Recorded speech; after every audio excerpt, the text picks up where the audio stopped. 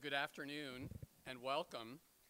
I'm James Stewart and I'm director of the Princeton University Art Museum, and I'm very pleased to welcome you today to what is certain to be a fascinating conversation on the occasion of the 2015 International Artist in Residence program at the Art Museum, made possible by the generosity of our alumna Sarah Elson of the class of 1984.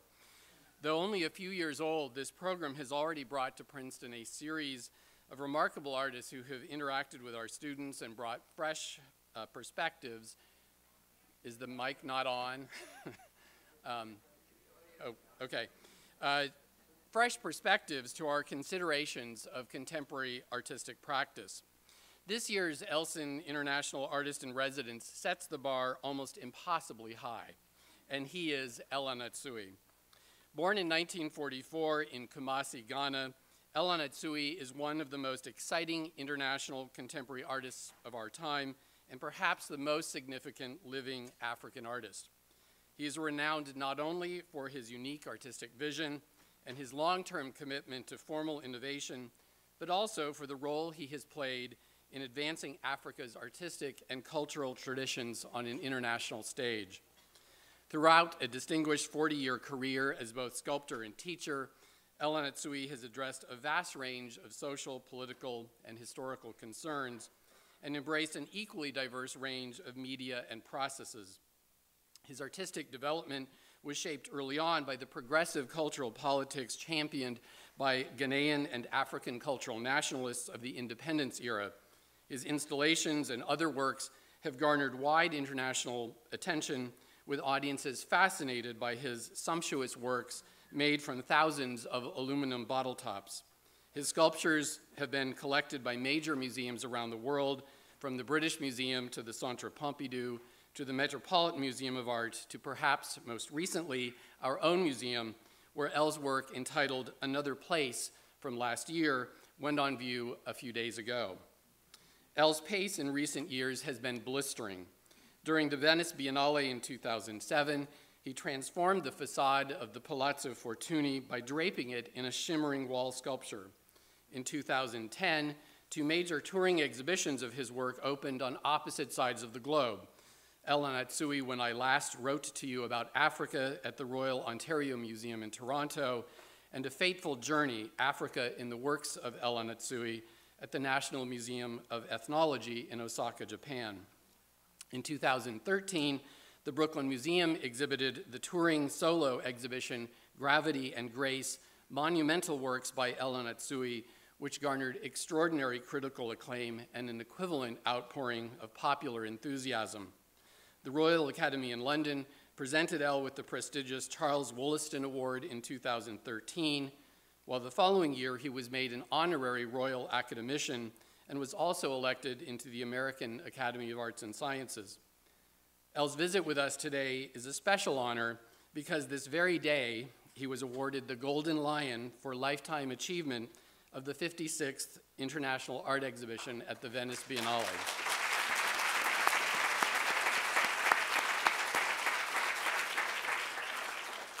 Well-deserved recognition for a lifetime's achievement as an artist and as an irreplaceable influence on two generations of artists working in West Africa.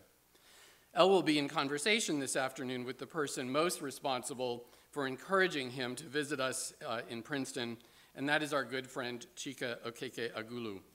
Chika is Associate Professor of Art and Archaeology here at Princeton, where he specializes in the art and visual cultures of Africa and African diaspora areas. He is particularly interested in the history of modernism in Africa and the intersection of art and politics in modern and contemporary art.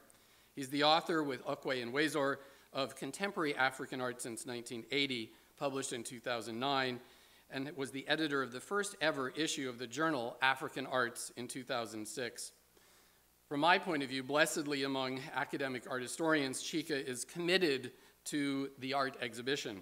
He has written numerous catalogs for and organized or co-organized several canonical exhibitions, including 7 stories about modern art in Africa, The Short Century, Independence and Liberation Movements in Africa, 1945 to 1994.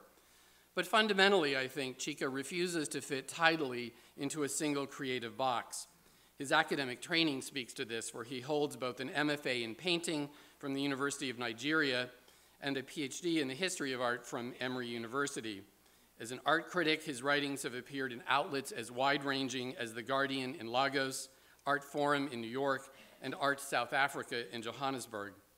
A published poet, Chika is also an artist with more than 35 one-person and group exhibitions from Africa to Europe to Asia and the United States. He's a core faculty member in Princeton's Center for African American Studies and a member of the executive board of our program in African Studies. He serves on the board of directors of Princeton in Africa, is a columnist for the Huffington Post, and maintains a lively and much discussed personal blog. He's working on a book-length study of art during the late 19th century military dictatorships in Nigeria. I hope all of you will join us at the museum after this conversation, both to discover the work of Anatsui in person and to enjoy a reception with our special guests. For now, please join me in welcoming Anatsui and Chika Okeke Agulu. It's with great pleasure and honor to do this with Anatsui, who is a teacher, a former colleague, and a friend. I still remain and probably will always be a student of his work. So the opportunity to have conversations like this, I cherish, and I hope that we will make this worthwhile. What we'll do is we'll have the images screening behind as we engage in a number of topics about his work. At some point, we may come back to a particular image if we need to talk about that. What I want for us to do this afternoon is to go back in time. And I do this particularly because there's a sense in which Anatsui's work since 2007 seems to have come out of nowhere. There's the rather infamous New York Times article that wondered, what happens when the newness of Anatsui wears off. And for some of us, we're wondering which newness, right? 45 years of practice. So what we'll do mostly in this conversation is to look at the trajectory of his practice from the very beginning. Along the way, we will come to the more familiar metal sculptures, which have captured the global art world imagination and fascination. So with that, Elle, I want to start with your first years as an artist. You trained in Ghana in the art school in Kumasi. And at the time, the art school was affiliated to a British, academic program. And that meant that you worked, you often reminded us in art school with plaster of Paris, right? Even though you were working in Ghana. And soon after art school, you moved on rather very quickly to the kind of work that early scholars of your work were familiar, which were these trays. Excuse me, let me get this.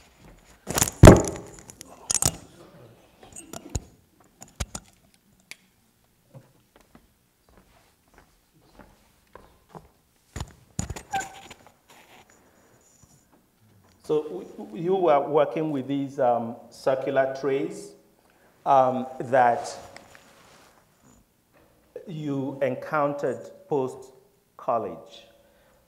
Could you tell us just a little bit about this transformation, this moment when after school with the academic program in sculpture, you began to make these circular wooden trays, and this was in the late 1960s Ghana, 10 years after independence. You often talk about what you call the Sankofa period.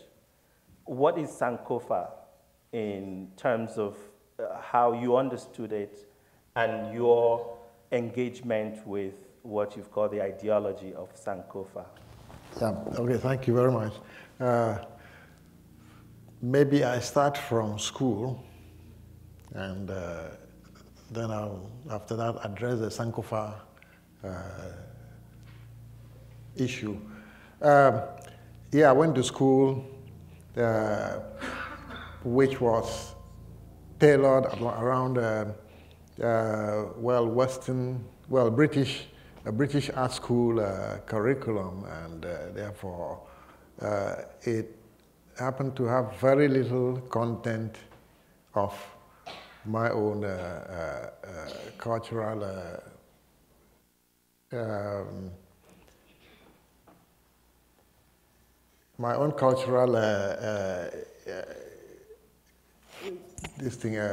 content. And towards the end of the course, you know, some of us felt that there was something missing, that we should have something. Imagine that we went to school and learned mostly about European art history. You know, in art history, we are doing mostly European art history and maybe occasionally Asian, or, you know, but nothing about Africa, you know, or not talk about Ghana, you know. And some of us felt that there was this missing thing and we have to look for.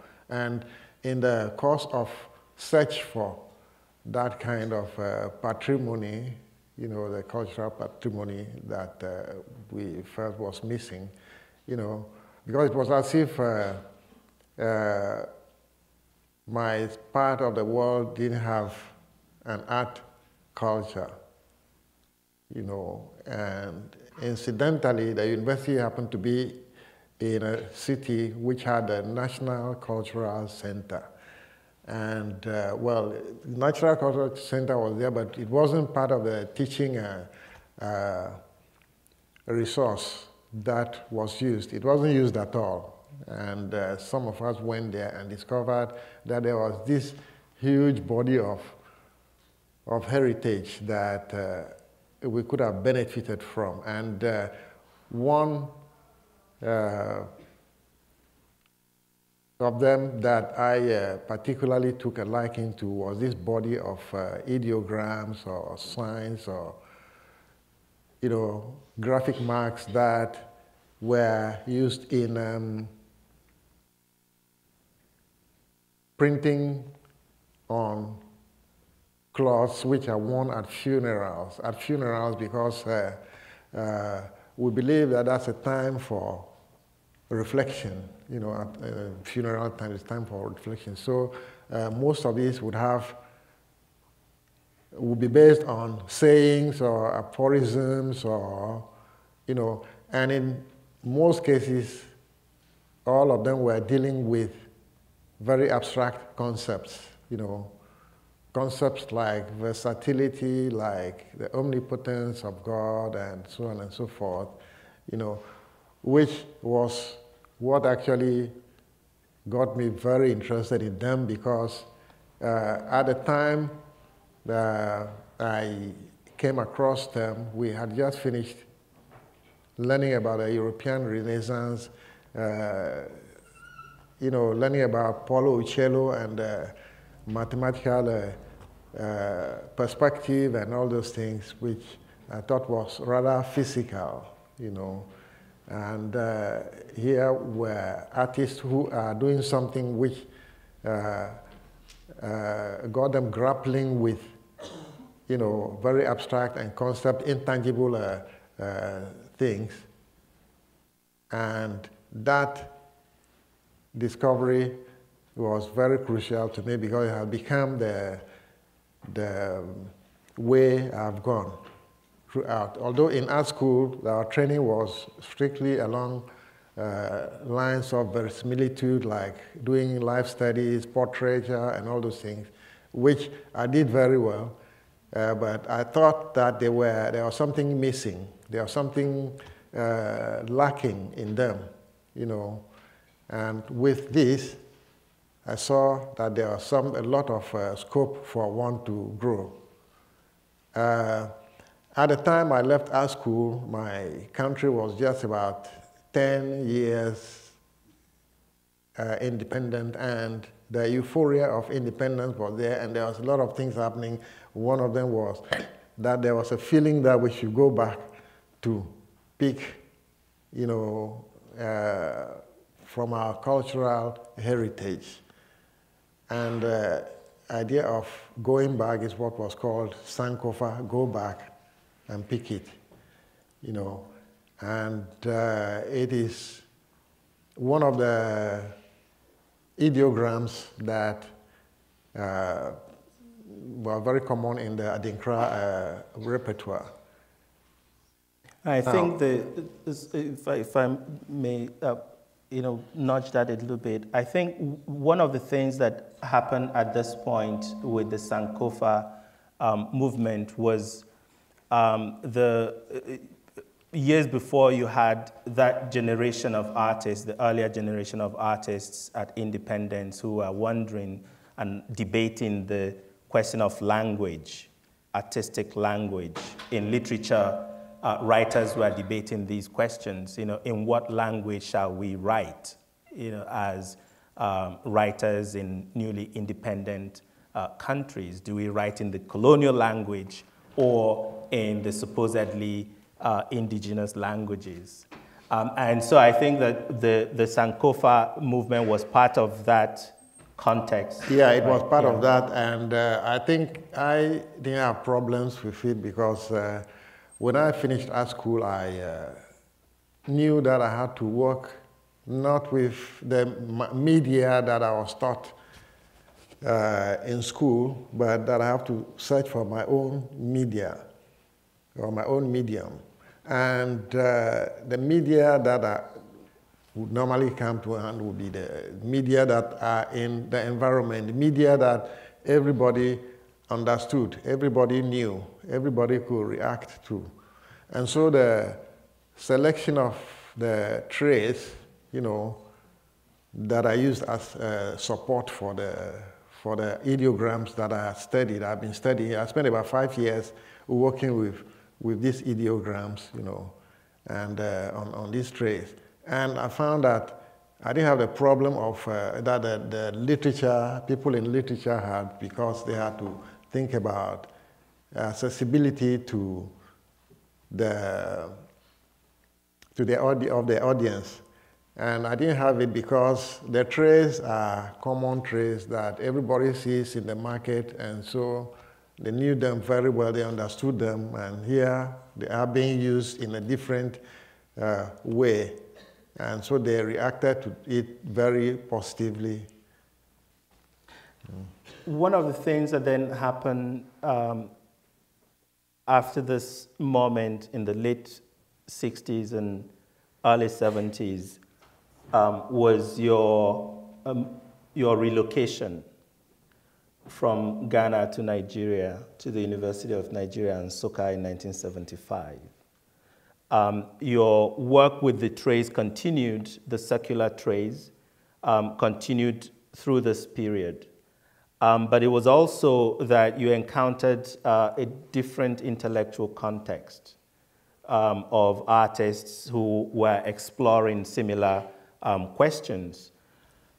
But you made a tactical move, if I could use that term, which is to, in 1977, you began to explore clay as a medium. So you stepped off from wood, though you returned to it later on, but you began to work with clay and the idea of pots, which led to the Broken Pot series that you produced from 77 through 79, 80. And I'm wondering what was the significance of this, given that you were just previously speaking about how working with these circular trays, these wooden trays, were common, you were interested in common materials. And now you moved to clay. What was the point? And I think clay is one of the commonest. It's everywhere. That's the ground on which we walk. And so it also was a good move, to a medium which is not strange to people. And I didn't only select a medium which is not strange to people, but I selected an object made with that medium, the commonest object that we make it with clay is the pot. And I went into my culture in order to search for ideas, and it wasn't very difficult to find the idea, because in my culture, and I think in most cultures in Africa, when pots break, when a pot is whole, it's used for only one function. It's either a water pot, or a soup pot, or a wine pot, or just one function. But the moment it breaks, the shards come into so many other uses. And so the idea of, breaking, as not being an end of life, but rather a multiplication of life, came in very handy over there. And these are some of the ideas that I explored with the Broken Pots series, in which one of the ideas was this one that when pots break, eventually they can grind them into grog that is used in mixing with fresh clay in order to make new pots. And in the process, the new pot acquires the strength of the old pot. It's like the memory of the old pot. And so before that can happen, it means that there has to be the breakage. And so the idea of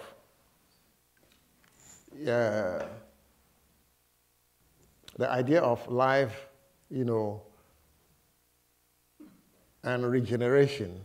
The idea of regeneration was one of the ones that I explored, and the fact that as a prerequisite for it, there has to be break up or decay, or without decay or breakdown, you can't regenerate. So I explored this series of ideas in the body of work that I did called the Broken Pot series.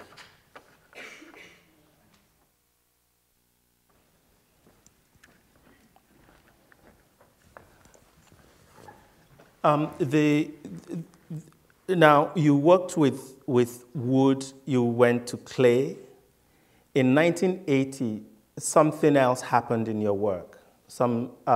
Again, really radical shift that happened in your work, and this was as a result of your my residency in Massachusetts, in Cummington, Massachusetts. What was the significance of that residency? Well, the significance, the episode was like this, that I was given the residency, and I was told that they have lots of wood, and I should just come and make use of wood, And I did order wood carving tools, the traditional wood carving tools, from one company in New York or thereabouts, to be shipped to the place for me. They shipped them there, and I went there, saw them, and actually started working with those chisels and mallets and, which are the traditional things you use in working with wood. But I'm an artist who is given to really exploring not only medium but process as well. And I want to stretch process as much as possible. I want to even try new processes on, regular media, to see what happens in order to, So I, during the course of my using a chainsaw to log wood, for me to carry to the studio in order to use the regular this thing to work on, I discovered that the chainsaw as a tool had a very, very peculiar language. It had a peculiar language which was worth learning, and so I proceeded. Not over there, but when I went back, I got determined to explore the language of the chainsaw. And it's a language of very high speed and and slashing and all kinds of things, which could be really interesting and dangerous at the same time. I saw that there were, meanings and other things that one could attach to, the language of the chainsaw. Although I started with the chainsaw, I did add some other power tools in course of time. The chainsaw being very rough and uncouth, and other tools which were more controllable and therefore would yield finer lines and such things, And I did a series of work. I did explore these tools, the chainsaw being the main one, and these ones for over 14, 15, 16. I still explore them anyway, on occasion, and yeah, well, so the chainsaw, this is from 1992 at the Arte Amazonas, where you worked with the chainsaw to create this piece that you called Erosion. Yep. You've also spoken about the symbolism of the chainsaw, the rapacious, almost vicious language, you describe as peculiar. It's a violent language of the chainsaw that you try to tame, right? And in 1992 at the Arte Amazonas, when you created this piece, Erosion, could you describe the process of making this piece, which will just come up on the screen shortly? Yeah, before the Earth Summit in 1992, a group of artists were invited to, react artistically to the subject of the summit, that's the environment, and I was one of them, was taken to a place where they do research into wood, the wood of the Amazon. And, being a research place for wood, there was a lot of logs and other things there. And what I did was to get a log, a huge one, and then we were there for about a month. I spent about 26, 27 days slowly engraving signs and symbols and all kinds of graphic marks, which I had researched from, not only from my own part of the world, but from all parts of the world. It's a way of talking about cultures of the world. Cultures do take a long time to develop, I spent the 26 days doing this slow, manicuring the wood and putting all this. And then on the 27th day, I got a chainsaw, and within 1 hour, I had slashed most of this. In fact, literally eroded these sculptures. Culture that has taken so many days for me to build, it's like one mankind had done, after discovering industrialization and mechanization, then pace of things got out of hand and we couldn't control them, and therefore the erosion, that was my statement about the erosion, the fact that we tended not to understand the implications of things that we invented ostensibly to make life easier, but has resulted in global warming and all these things, and deforestation, etc. Yeah. So the language of the chainsaw allowed you to comment on cultural erosion, right? The Earth Summit was ostensibly about the environment, which was why they cited it at the Amazon. But you were also invested in questions of cultural erosion. Mm-hmm. But you've also talked about the chainsaw in the context of colonization and the impact that process had on the colonized cultures as well. Yeah, I think that was the first one that I engaged in with the chainsaw. The speed and the manner of the chainsaw's lines, just reminded me of the Berlin Conference in 1884 or thereabouts, where the map of Africa was put down on the table, and then ruler and all these things were used to divide it into countries. The chainsaw is very good at making straight lines. Very straight lines. If you try making anything, you might be in trouble.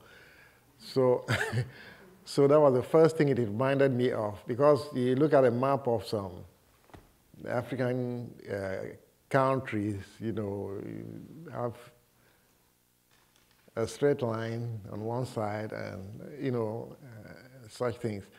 The fact that the chainsaw could do this made it a very strong symbol for me of colonization. And the fact that it can be done so fast, One of the things that come out of this process of working wood, I think, is the very specific way that you're thinking about sculpture as a genre. If one went back to the trays, they were wall-bound objects to be hung on the wall. When you return to wood after the Cummington experience, your sculpture went on the wall. But also, yes, there's relief sculpture that we have over time. But in the particular way that you're working wood, if one thought about woodworking, wood sculptures that are associated with African cultures and societies, they were three-dimensional, freestanding masks or ritual forms. But you are thinking about sculpture as a provision of data, whereby the reliefs are constituted by single, multiple panels, right, that can be interchanged. I think this is something that seems to run through the work from then on, this idea that sculpture is not a fixed object. But at the same time, you're not dealing with mobile sculpture. This is something I want us to return to slightly later on. Actually, this started with the Broken Pot series, not with the wood, and has gone on through the wood to the metals, and it's going on. The idea of working in multiples of components, I think, probably was engendered by the thought of the broken pot, you know. When it breaks, then it acquires more uses and therefore more meaning, you know. And probably it has something to do with when I did a little bit of art education, and I did a little bit of statistics in art education, and saw that when you are dealing with populations, you have more scope to play with things, you know, rather than if you have just one individual, you know. And so then also the fact that things are always in a state of constant flux, and therefore you want to think of sculpture as something that has that property, you know, the property of being able to change, being able to be reconfigured, you know. And I'm sure that these are some of the reasons that led me to work with what I call the non-fixed form, the form which is capable of being redone over and over. That same quality, this very idea that the composition of the reliefs are never fixed, that you could reconfigure them if you have custody of the work, you know, as a curator, as a collector, it places a lot of burden on the, on the viewer or the collector or the curator. But just to step back a little bit, that at the moment when you were working in wood and you had come to this point where you imagined the sculptural form as constituted by multiple elements, the wood slats that are then, composed into these abstract compositions. This was when you began to experiment with metal, with the bottle tops that towards the end of the 90s. Before then, you had worked on the signature series, the logs of wood, and this was again at the moment when you went on a residency in England this time. I see a connection between, I see the signature series as a transitional moment from the wood sculpture to the metal pieces, in the sense that you are working with the end of the logs that you marked, with colors that seem to echo the kind of very tiny little details of the metal works. There's a slide that will come up that shows the different patterns of weaving. Among those is a section of the signature series. And if you didn't look closely, you wouldn't realize that one is from the signature series, which was wood, and the others are from the metal works. So I tend to see that as the transitional moment when it became possible for you to imagine, the metal sculptures. And I have to bracket that with the fact that you had been collecting these things, these bottle tops, for quite a while. And they were in the studio for a bit of time before you figured out what to do with them. Do you see that connection between the signature it's a revelation you are giving me. I never thought about the ends of the wood representing the bottle tops. Yeah, yeah, maybe, well, when things happen, they are unconscious, at the beginning. And when you become conscious, then you can now begin to categorically say that, yeah, say this is what is happening, And probably that was a transition. It could be a transition.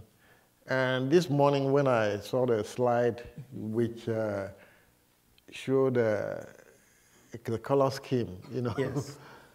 The color scheme I selected for this thing, Or the signatures. It gave a lie to a claim I was been making. Well, it didn't give a lie to it, but it kind of made me aware that maybe something was happening unconsciously, but I didn't know, you know. And that was that, you know, the kente cloth idea was kind of embedded in my this thing, but I wasn't quite aware of it. You're talking about the connection that has been made, perhaps ad nauseum, about the relationship between your metalwork and kente cloth. Kente cloth, yeah. And I always say that, well, I didn't put I didn't give the colors to the bottle caps myself. They were given by the makers, you know, and so it wasn't my idea that the color scheme of the bottle caps was like the color scheme of the kente. You know, it didn't come from me. but when I saw the slide this morning, I saw that, well, there were reminiscences of the kente in there. You know, but then the question again is, what was I making with the bottle caps? I was making sculptures, not textiles. And the sculptures happen to have the color scheme of the kente. And most people writing about the bottle caps in the beginning would write something and end up with kente, and that was all. And I thought that was a disservice to the works. I think part of the first one I did was called man's cloth and woman's cloth. And I think the idea, the word cloth in there must have, stuck with people. And then they easily went to kente, and that was the end of it, you know. Whereas when you look at that work, you might be led to ask yourself, why is this one called man's cloth and this one called woman's cloth? There were big size differences between them. The dimensions were very different, you know, because the man's cloth in my culture is actually very big, and the woman's cloth, well, they normally would wear two of them, but even if you put the two together, they're not up to the size of a man's cloth, you know. So nobody ever thought about gender issues or, you know, in respect of the work, but everybody here veers to kente and then stops there, you know. Those are some of the reasons why I've wanted to tell people that they are sculptures and they should be looked at as sculptures and not just kente. I think part of the problem with that particular issue is it came out of how to display and where to display the work in museum collections. If I recall, some of the earliest collections were by museums that were invested in African art, or sections of the museums, curators of African art in museums. And typically they would have, you know, African objects and kente cloth. You know, Princeton has one, you know, the kente cloth in the African collection. And the question has always been, where do you display the work of contemporary African artists? It's still a problem that curators grapple with. And so with your work, well, it's on the wall. The kente cloth is on the wall. You're from Ghana, kente is from Ghana. It's, and you've spoken about the connection between the Adinkra signs and the, you know, the mourning cloth, right? Yeah. So it became an easy way of linking. Yeah, inscribing the work into the African collection. And of course, you know, we saw that at the Met, right? There's the kente cloth on one side and then one of your early metal works. So I think that was part of the solution, right? An easy solution to placing the work in what was already very hard boundaries within the museums and the way that they, decide where to put which works. Now, what this would lead me to is what I have been quite in recent, actually in the past 2 years, this question of the flexibility that you give to curators in terms of installing your work. Many a curator I know have been so terrified by this idea that you could install the work however you wish. So that is something that I want for us to explore. And part of the reason I'm interested in this is that when you look at particular works, they have a kind of lifetime, by which I mean that they are what I've called metamorphic objects. They are shape-shifting. The work at the Met, right, which was acquired in 2007 after the Venice Biennial, when it was installed the first time, it looked quite, it looked a particular way. Then it was deinstalled and installed again, and it looked different. Compositionally, so you are dealing with, sculpture, so there's composition, there's texture, all of those things, colors, the relationships that the particular installation mobilized were different at these two different times. And given your expectation that the work should be installed however the curator wishes, that means that if they deinstall it again in another 10, maybe 50 years, it would look different. And the question for me is, what kind of objects are these? What kind of sculptural objects are these? Because calling them conceptual art or calling them mobile doesn't quite get at the materiality of the works. But then the fact that at particular moments that you encounter them, perhaps in another venue, they look different, right? Yeah, I don't know whether I'm interested in how they are called. Me neither. The most important thing for me is that it should give opportunity each time it's brought out, to be given a new shape.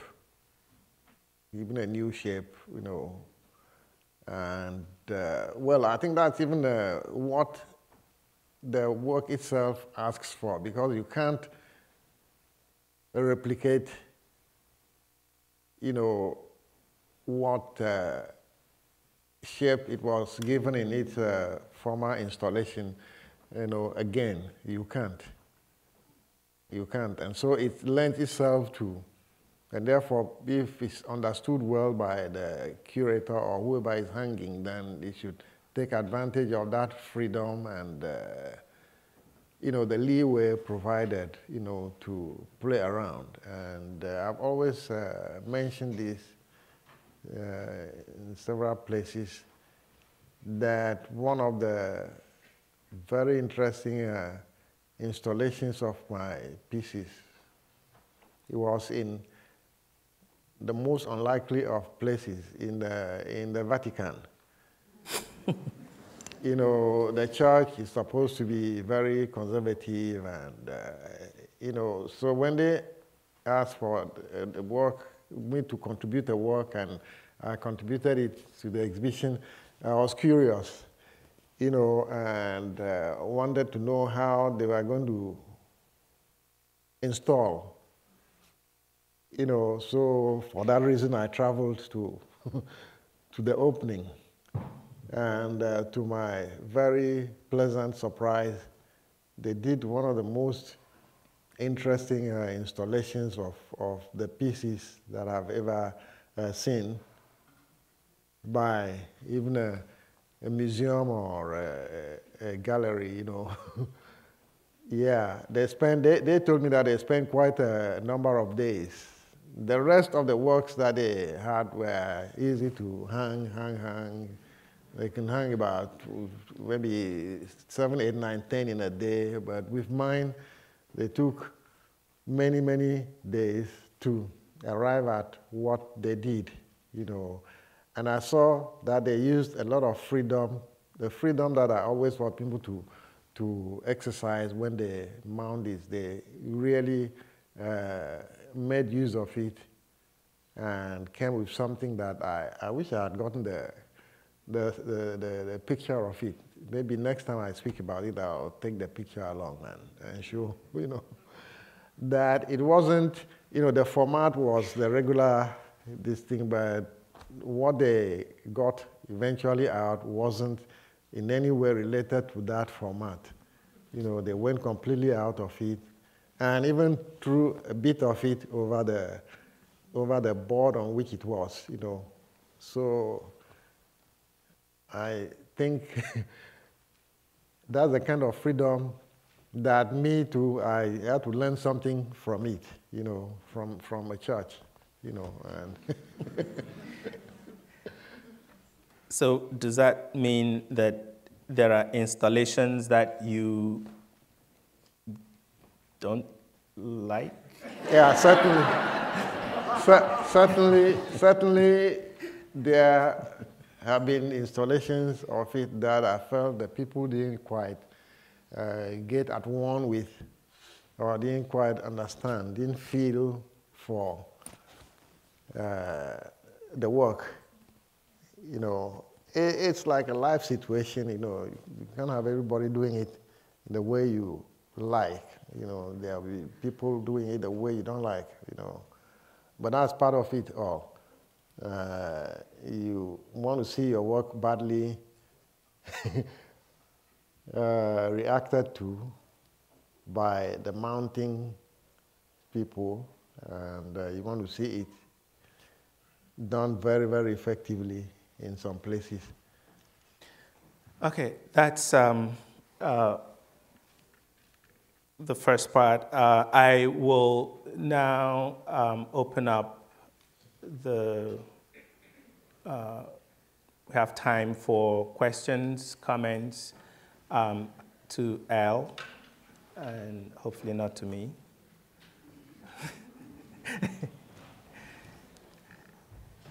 Yes. Does anyone have the mics?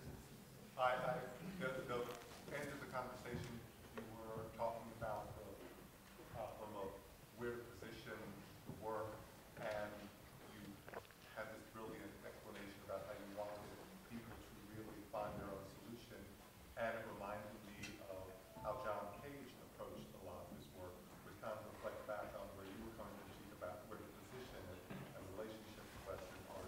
And I was wondering about your relationship with John Cage.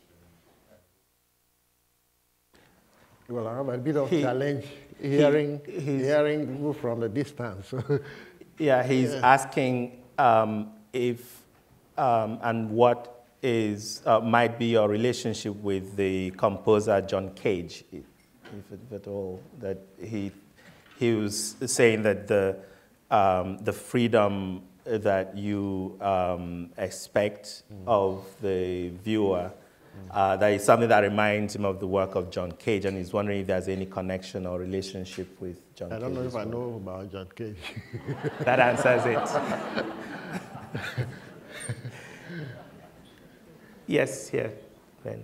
You said something about the process in the studio of making these big metal pieces, where the material is coming from, the source, and how it's put together in unit by unit, and then larger pieces attached to larger pieces, and the freedom that you give your studio assistants to make some decisions, but not all decisions.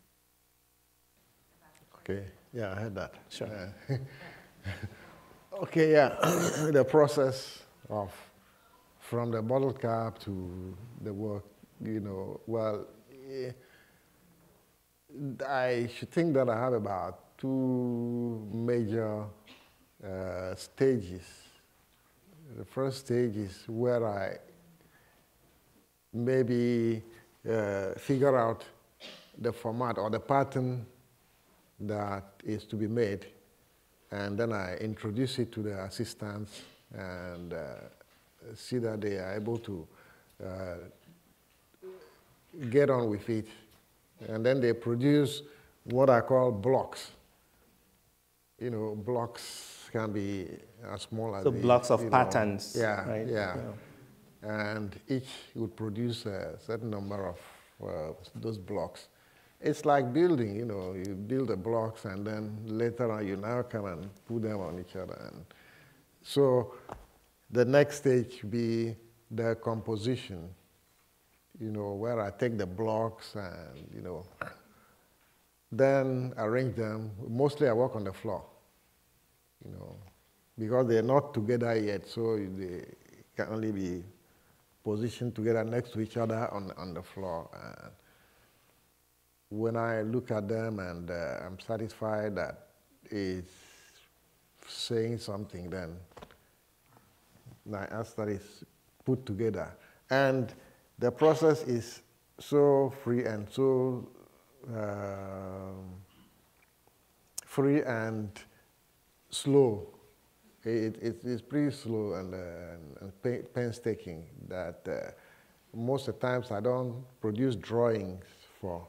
The pace is so slow that it's like me doing a slow drawing, and if the dimension is large and I needed to do some more configuring, I at times do what I call my drawing. I use ropes. There are several colors of ropes that I have in the studio, and I can put them at one place and walk them this way, and, to delineate areas that probably have to take a different color, or, so that kind of, yeah, so those are the two stages that they go through. And it's easy working that way because you can easily, lasso out, cut out a portion which you think is not right and change it for something else.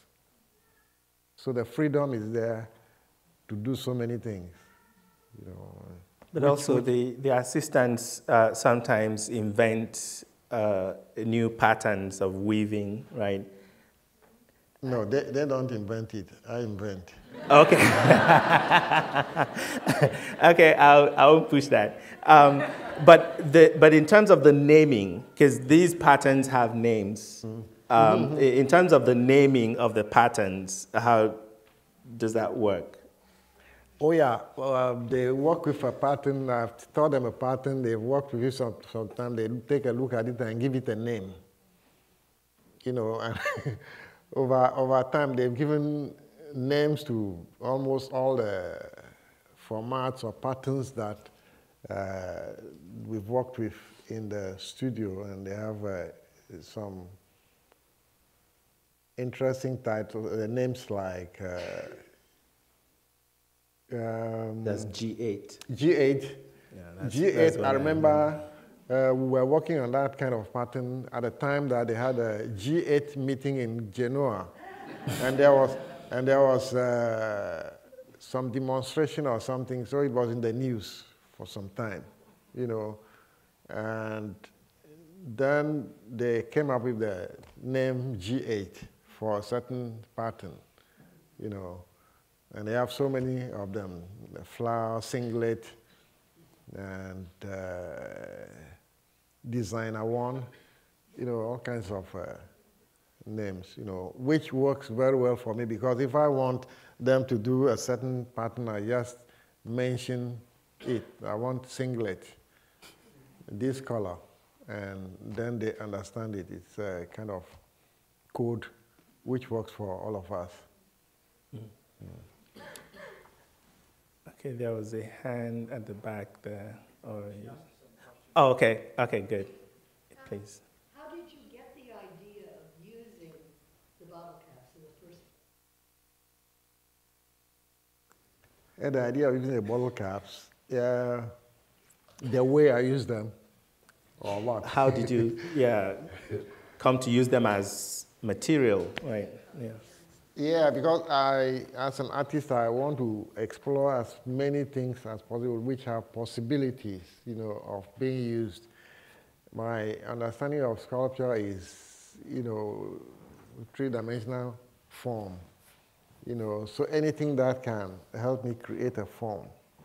And I've learned in course of time that each material has its own language, and they could come with symbolism as well. I think over time, I have learned to work only with material that have seen human use, material that have been exposed to human touch and such things, because such material, to me, come with, they normally are called discarded, and that is what excites me. I want to show that they are not discarded things, but they are things which can have a lot of meaning, and therefore I proceed to give them a new lease of life, by using them, not recycling, but using them, giving them a new purpose, Yeah, so the bottle caps came in, I discovered them by accident in the bush and kept them for some time. And then over time, I started researching and thinking about how this media could. And then I discovered that they were very, very instrumental in the history of the world, in fact. In the history of the world, drink were very instrumental, because during the times of early trading and, voyages and all these things, drinks were some of the items that traders carried along. Certainly in Africa, they carried drinks and some other items as things that they brought for trade with the people. And eventually, drink became something like a currency. Drink and some other item became like a currency, which was used in purchasing almost everything, from slaves to cash crops. To maybe humans, slaves were paid for with drink, and they were probably brought to the Americas, and they produce more drink by working on sugar plantations and such things, and the drinks found their way back into Europe and back to Africa as currency again, and more, so that they served as a link between the three continents. They are a very strong link between the three continents. And so when I'm working with, I work with the bottle caps, I have a feeling that I'm touching something that was at the beginning of the contact between these three continents. Yes, and then. Yes, you spoke a lot about the metamorphosis in your work, and the way your work changes through process of sort of accumulation and decay. And I was curious about that sort of end of the series, the decay of the series. And I was curious if that was something that was difficult for you to get used to initially, or if you had to learn to accept sort of letting go of something that you had created and sort of accept the end of the series.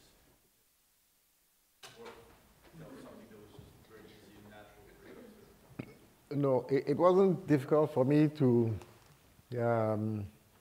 work with the idea of decay because having seen samples of it in my culture, whereby the pot breaks and it is put to so many other uses, you know, it was something that I was even looking for. And most of the times too, I want to work with the idea of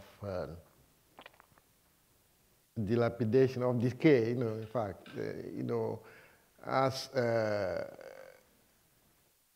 process, you know. That's why I've always had problems with museums in some cases where they would want things to remain the same way throughout history, whereas as human beings or as living things or even non-living things, we all have to be changed by time. Time is a very powerful sculptor. Time sculpts and sculpts very powerfully. And I want to be able to make use of the facility of time, you know, to also create my work. So it wasn't a problem for me to worry about. I didn't worry about the decay. Yeah, I rather embraced it and want to use it as my process. Yeah, yes. You've been commissioned to make works in so many different parts of the world. And I'm thinking about the High Line or in Venice or in Paris. And I wondered, do you think of your work as transforming those spaces, those sites, or do you conceive of the work in response to those sites? Which leads? Well, I think I make effort to let the work have some relationship to the site.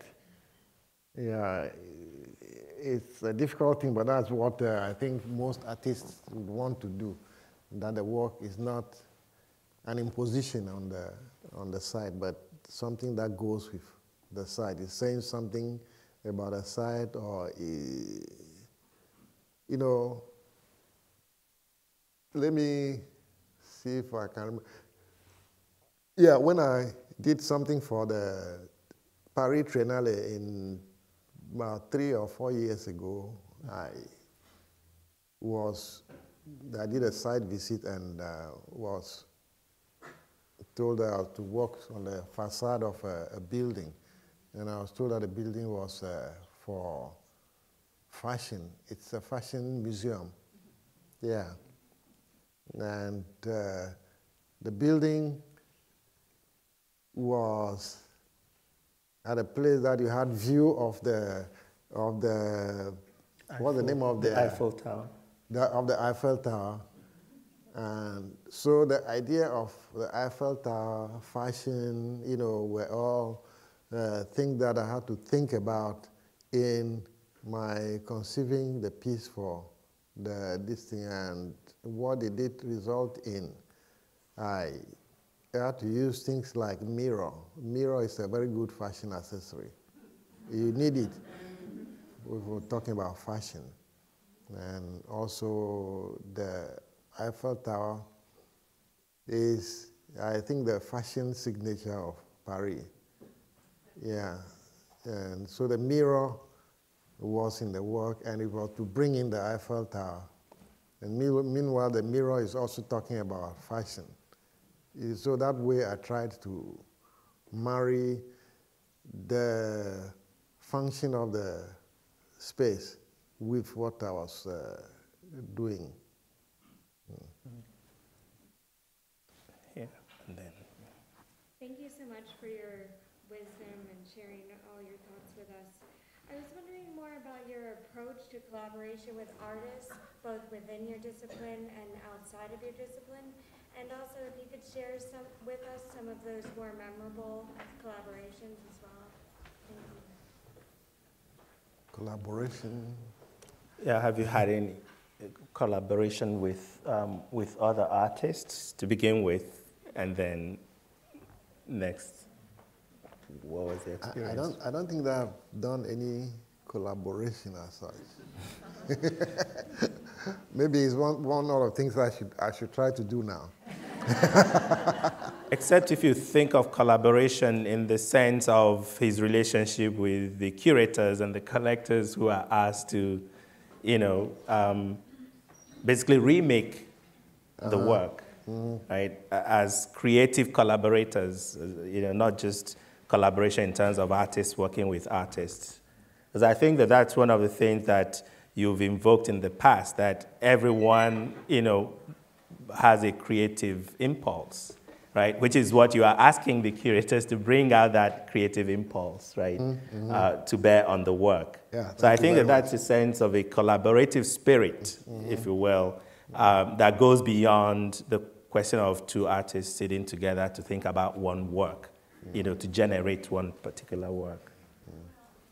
Yeah, please. So your installation at Sonsbay, was that a collaboration between the people who brought their pieces in, and then were they draped over the natural The hedge, yeah. So the Sonsbeck, she's asking if that was a collaboration with the people who paraded the work. No, it wasn't a collaboration. They only carried the work around in the parade. Yeah, they weren't there at the installation site. Yeah, they gave the work some visibility during the parade, and it was good in the sense that people could see what eventually came onto the hedges, as the work. They see that is something that, like the title that I gave it, the drying towels. Something that you could fold and take along. So their contribution was important in that sense. But during the putting it on drying it on this thing was strictly between me and the operators of the equipment which lifted it up.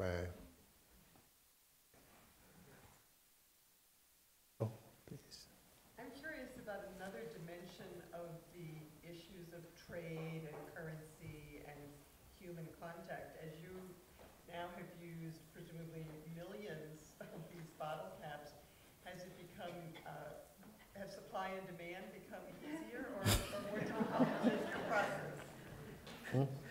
So she's asking about the bottle caps, the fact that you've worked literally with millions of these bottle caps, and she's wondering about the supply and demand aspect of your resourcing. Well, the supply is always there. At times I sit down and wonder the quantity of drink that is consumed in a little village, It's a university town like here, and I'm sure you would do fine if you were living and working in Princeton. So at times I get worried at the quantity of drink that. Well, there is a stopover place nearby. Yeah, it's a transit junction. Where most long distance vehicles will stop. And I think at night they would do a lot of drinking, and that might be the reason why there would always be supply.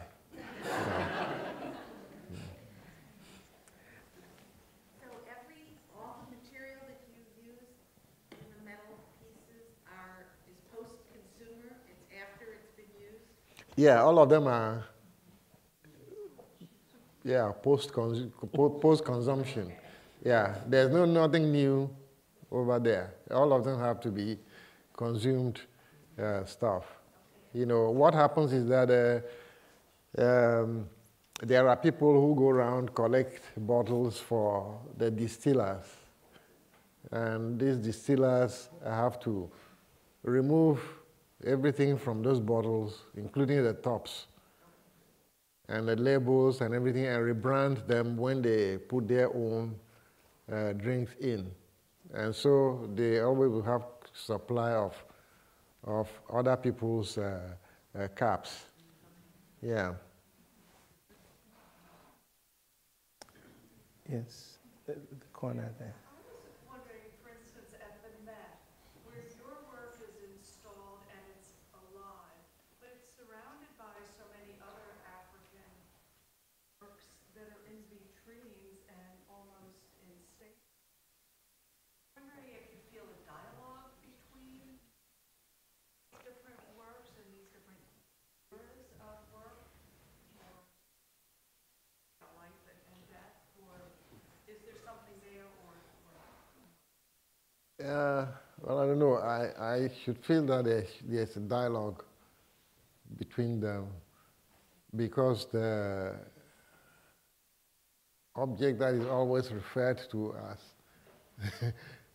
or associated with my works is also there. You know, so there certainly has to be some. I think one should mention that that he has two works, right, at the Met. The first one was installed in the African Gallery, and this was the one with which they made this connection with kente cloth. After Venice, he became a contemporary artist, which is when they acquired the big, massive, piece that was installed alone, like contemporary art is installed, one wall, right? So he, I think, changed from being an African artist to a contemporary artist, and so that's the narrative, if you will, as far as the Met's configuration of the work. I'm not saying whether it's right or wrong, but that's the way that the two works were inscribed into the collection. Yeah. Yes.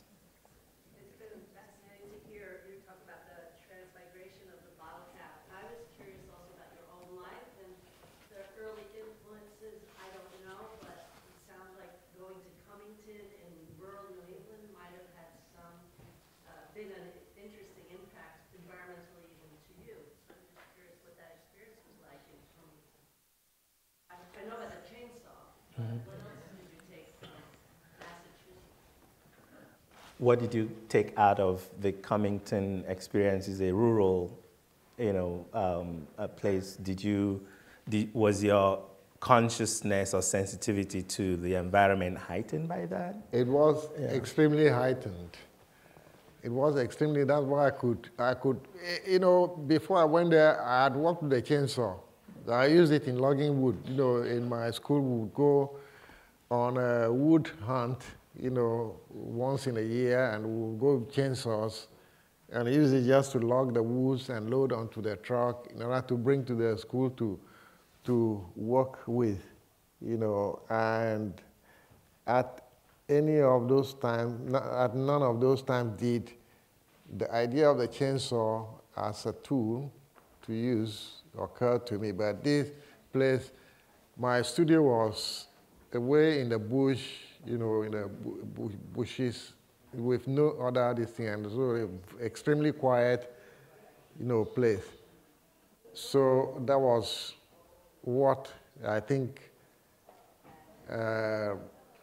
made me sensitive to, the quality of the material of the tool. Okay, well, thank you so much, Elle, for being here with us, and thanks to the audience.